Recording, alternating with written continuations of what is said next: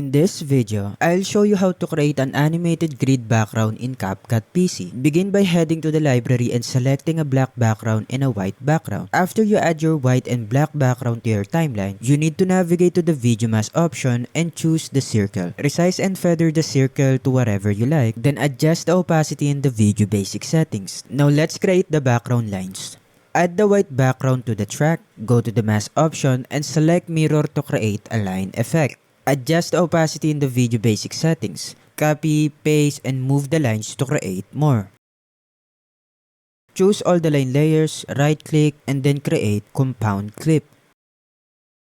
Again, copy and paste it, rotate them 90 degrees, and there you have your background lines. Select all layers, right click, and create a compound clip. Head over to the effects section and search for ripple. Apply the effect by placing it on the compound clip. You can adjust parameters like blur, twist, strength, sharpen, size, and speed to customize the effect to your liking. Next, add your video clip by going to the media section. Go to the video cutout tab and enable auto cutout. And that's it. If this tutorial helped you out, you can go ahead and leave a like and subscribe for more videos like this. Thanks for watching.